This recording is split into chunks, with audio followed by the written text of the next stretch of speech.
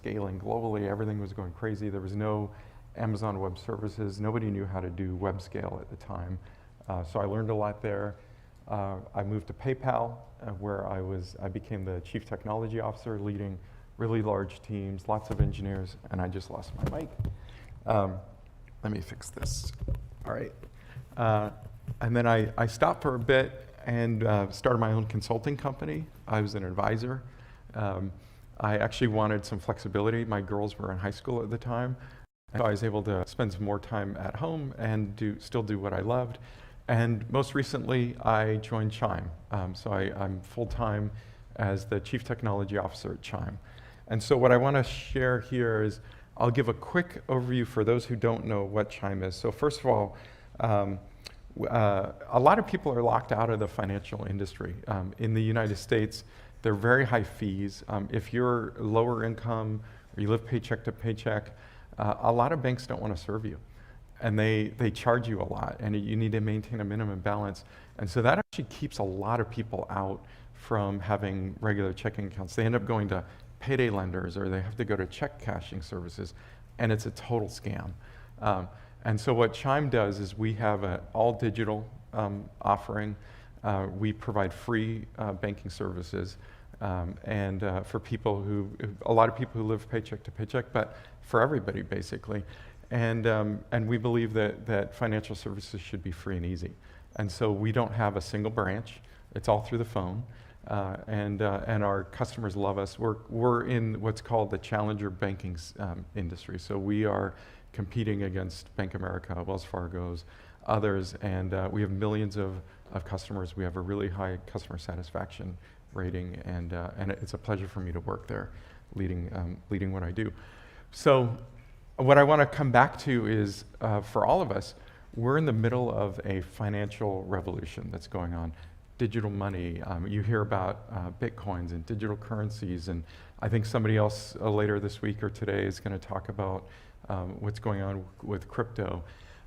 And there's just a huge amount of innovation that's happening, because to put it in perspective, what I want to just highlight to you is that there have only been a few shifts over the course of human history where we've changed how we exchange value. So going back, 200,000 years ago, people were hunting and gathering, right? And they really didn't do commerce. But we have evidence that around 6,000 years ago, formalized bartering started happening. I'll catch fish and you give me a woven basket, and people started doing that more and more. And it wasn't only until about 5,000 years ago that the first currency came into being, and it started out being shells. So they actually had shells, and they had monetary value. And so people were using that as the first form of money. So 5,000 years ago. And then it wasn't until, I messed up, 8,000 years ago. I'm reading it wrong. So in 6,000 BC was when the shells came into being. And then it was only 5,000 years ago. Oh, sorry, I'm messing up because I'm messing it up. So I was right on the first date. But then a big revolution happened in the 14th century of paper money. Something all of you are used to and you take for granted, but it really wasn't that long ago. And so think about where we are now, where digital money is in this era. It's this generation. It's brand new. And it is going to continue to transform. It's not done. So there are incredible career opportunities for everybody because the world's changing. And we're going to be reinventing how we trade, how we do commerce. It's going to open up, it's already opened up global trade. Somebody in a third world can make something, put it on a digital platform. You could buy it here and have it shipped. And it'll show up within a week, maybe 2 weeks. Well, with the pandemic and logistics, maybe 3 or 4. But you get my point. This is an incredible revolution, and we're still in the early days of it. So that's the point. And so what I want to walk through next is to give you a little bit of background, just how does money move around? If you think about it, when you go to the store and you buy a boba and you get your card and you pay for it, and you get your stuff, and magically that a merchant gets their money. Like, how does that work? So I'm going to walk through it in detail, and as I'm going through this again, if there's any question or I go too fast, just raise your hand and ask a question. But before I go through it, what I want to highlight is that the opportunity is to reinvent this payment experience. So it used to be shells. Then we had this revolution of paper money. And the more you can reduce friction, and we can make it easier and faster, and it's less cognitive load. Like, I can just pull out a card, it takes 5 seconds, slap it on a card reader or tap and go. That time to trade is getting shorter and shorter and shorter and shorter. So there's still opportunities to reinvent this. There'll be biometric scans or handprints, or maybe we'll have embedded beacons. Who knows what's going to happen next? But there's a lot of money that's going through these financial systems. So what I'm going to walk through is, first of all, the ACH, or it's called the Automated Clearinghouse. It's how checks are processed, and it's $72 trillion went through it in 2021. So let's just jump into this. So first of all, if you are a consumer, so who here has seen their parents write a check or gotten a check? Raise your hand if you've ever dealt with a check. I know, I wouldn't be surprised if if any of you even have checkbooks these days. But it's a really common way, especially like medical offices still do a lot of checks. So if you got a bill, you write this check, and you send it over to the merchant. So they're going to scan it, and then it's going to go to their bank. So the merchant's got a bank account, and they digitally scan it. And then what happens next? So they've got an image of this check, right, at the bank. The bank's going to give an immediate temporary credit, but what they're going to do is they actually scan that information, and there's a big federally run system called the Automated Clearinghouse. The government created this.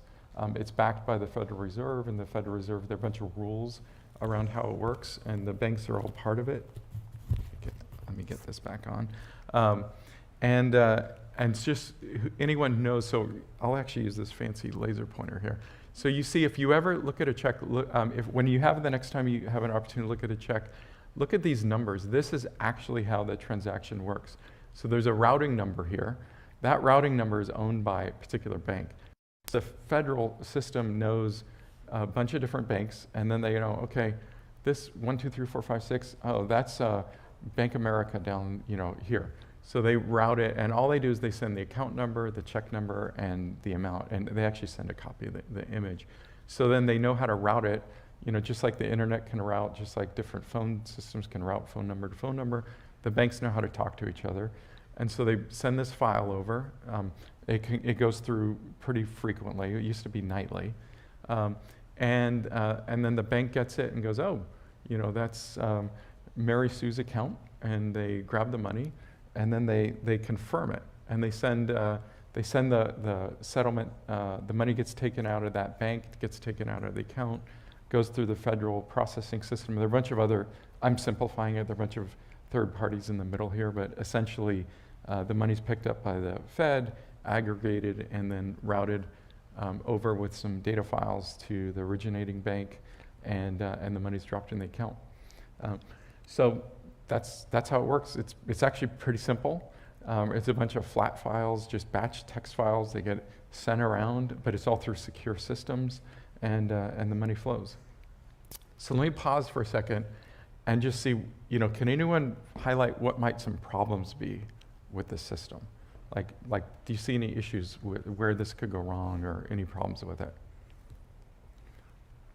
Raise a hand, or we'll get crickets. Right here. Question here. Oh wait, I can't hear you. Can you say that again?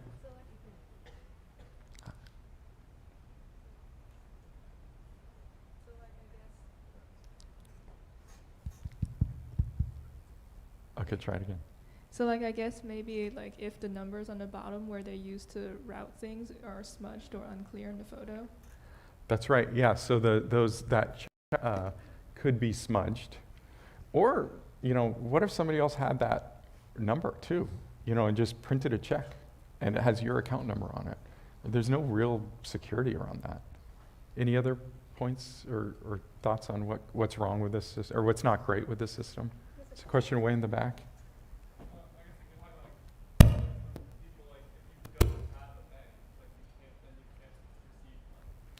Yeah, exactly. So the point is, if you don't have a bank, then you can't receive money if you don't have an account.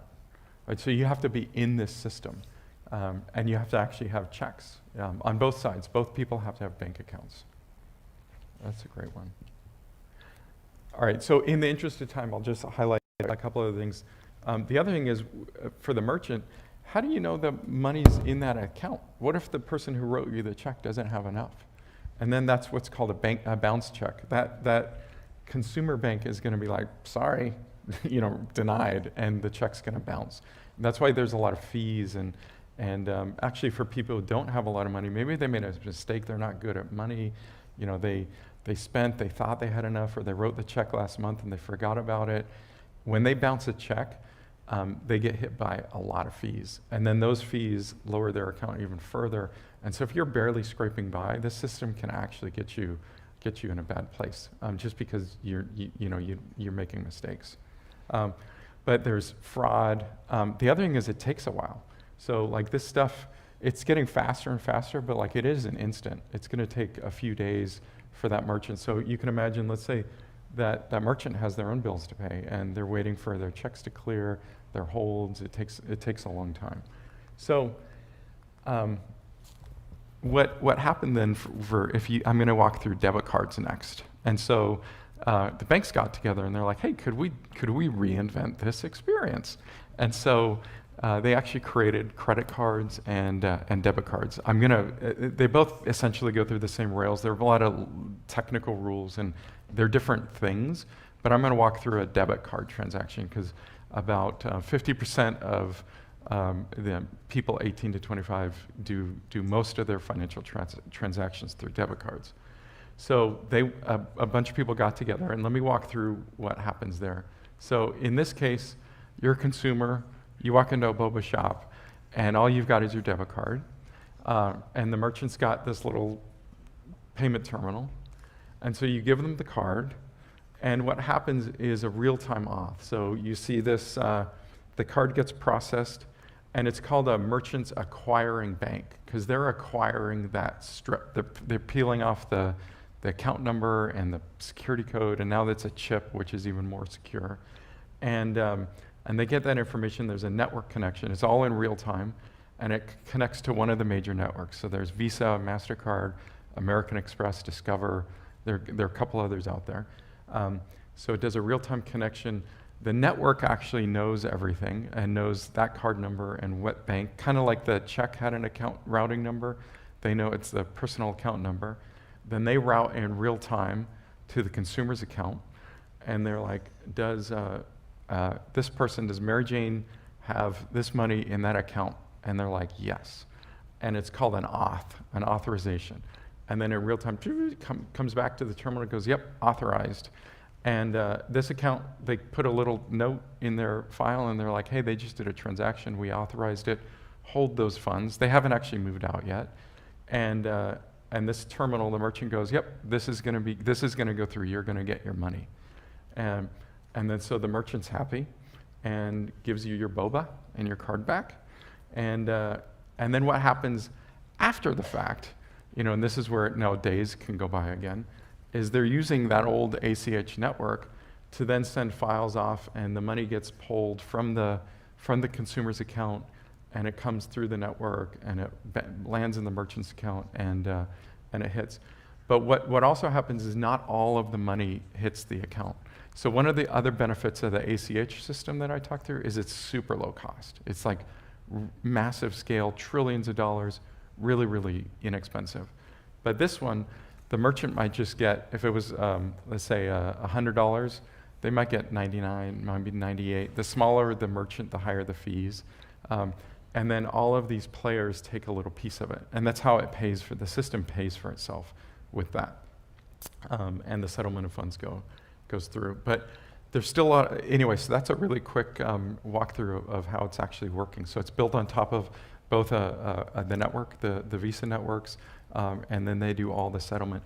But it's incredibly massive scale. Like these are global networks, billions and billions of transactions, trillions and trillions of dollars flow through at huge scale. So when I call people call these payment rails, because they're like the railroads The tracks are laid, all the investment was made. You can imagine millions of terminals, all the standards.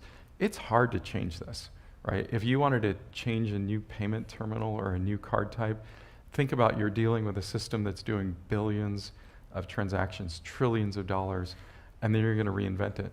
So what's happening, though, is people are reinventing the experience between the consumer and the merchant, or between the payer and the receiver. And what they're doing is they're reinventing experiences, but they're usually wrapping it on top of the existing card systems, on top of the ACH systems. There's some revolutionary systems that are completely new, which is like the cryptocurrency and all of the blockchain technology. That's a completely different network. I'm not going to walk through that because somebody else is going to share that with you. But there's also incredible opportunity to come up with a better and a faster and a more efficient and maybe less expensive way to do this. And so coming back, we're in the midst of a digital revolution. That we've got cards, we've got tap and go. It's just getting simpler and easier. And we've all got these phones that have NFC on them, and they're going to be able to talk to cards, and you can do Apple Pay and Google Pay and all of these different ways. They're all sitting actually essentially on top of that banking system that I talked about and the card system. And also, just a quick aside, the reason why sometimes you'll go to pay a bill and they're like, hey, give us your bank account information, because they want to go through the ACH banking system because it costs them very, very little. If you give them a debit card, they're actually going to pay a fair amount. That's why sometimes you'll see that, because they're like, I want lower fees, or they'll charge you to use a debit card, but they'll let you use your bank account for free, because it actually makes an impact over millions of transactions for different large-scale companies. But anyway, back to this. There are incredible career opportunities for people that want to reinvent payments, work in the financial sector, and I'm going to walk through those because I still think that we're in the early days of this. So, you think about this transaction that I walked through, and hold on, let me get to my list because I want to talk about more than just the careers I have listed here. So, here's some examples. So security. Think about all these networks, all these points. The bad actors out there in the world are they're brilliant. And they are poking and getting into figuring out ways to defraud systems. They've even tapped those communication networks that are talking between systems. They'll get in there and they'll tap it without even touching the wires and decode and decrypt what's happening and be able to submit false transactions and steal money, or they'll create new terminals, or blah, blah, blah, blah, blah. If you like fighting crime, either from a police standpoint or just a researcher or helping prevent it, there's tons and tons of really interesting opportunities in that. There are people called product managers. So you might not have heard this term. So what a product manager is understands what customers want out in the world, the art of the possible of what technology or manufacturing can do, understands what a business needs to do in terms of making a profit and how much it's going to cost, and making sure something can be profitable, and really prioritizes what's the most important thing to build, in what order, how do I build this product? And so they're a mixture of business savvy, financial savvy, maybe even artistic in terms of a design standpoint, and technical. So, a lot of times here we're in the Valley and people think you can only go into engineering, you got to do computer science. But if you don't like to program, but you still want to be in this, there are all kinds of roles to help shape and direct things. And that product management is a great opportunity for people. Experienced designers. So what if you're artistic and you're like, I don't really like the computer stuff or whatnot, but just reinventing the experience. Look at mobile phones and the simplicity and the design that goes into these things. It could be physical design, it could be user experience design, and you work closely with product managers, you work closely with technologists. So there's a lot that goes into design. Then, of course, software engineers, my background. there are, you've probably heard the phrase that software is eating the world. So industry after industry is being reinvented and rethought and transformed by the digital revolution that's happening. I'm just talking about the financial one, but it's all industries are going through a massive change. So software engineers are behind that, and there are incredible opportunities there. Then what's not on here is just leadership.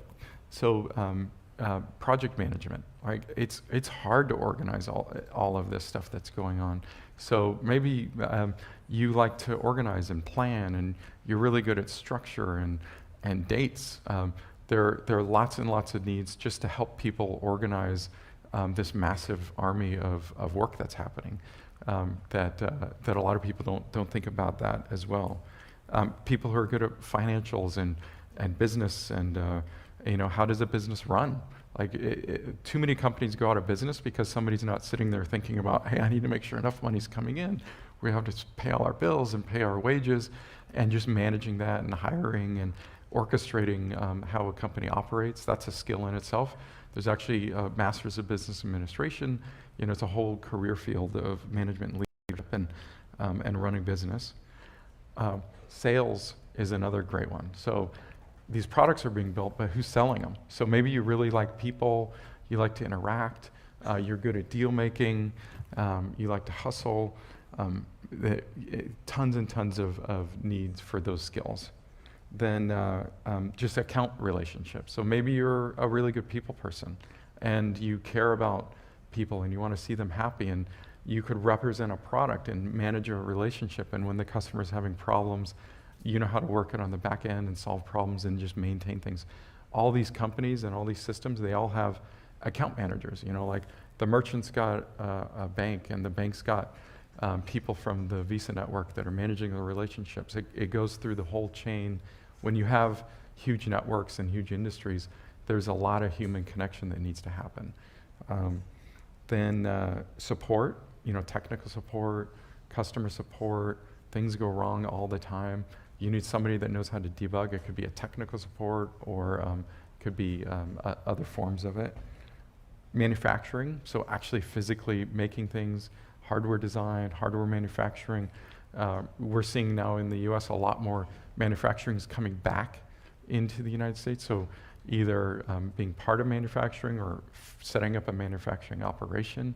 I think we're going to see more and more of that as we realize that chips and a lot of this industry that we had shipped out of the United States needs to come back. It's actually very strategic to the world, to our country. And then marketing. So maybe you're in English, you love English, or you like writing, or you're really creative and you can pull out what's the gist of what somebody's saying, or the value of a product, and getting out there and getting it through social media and all the different marketing channels out there is another career field. So I just ripped through a bunch of them, and I'm gonna now wrap up, but let me just cap it with saying, it wasn't somebody that came from the taxi, or transportation industry that reinvented and created Uber. It was just a guy named Travis that invented that. Jeff Bezos had nothing to do with retail when he got into it, and Elon Musk had no automotive background. And the other thing is, I do notice these are all three white males, but the industry is very open and wants to be more diverse. There's incredible opportunities for everybody, male, female, all types. I'm seeing just this constant, it's a really important thing for us. And the main point here is that there's a financial revolution ahead of us, and it's still coming. And we have lots more things to invent, and it can be somebody in this room that helps create the next wave. So with that, thank you, and I'm opening to questions, I think, or we're out of time.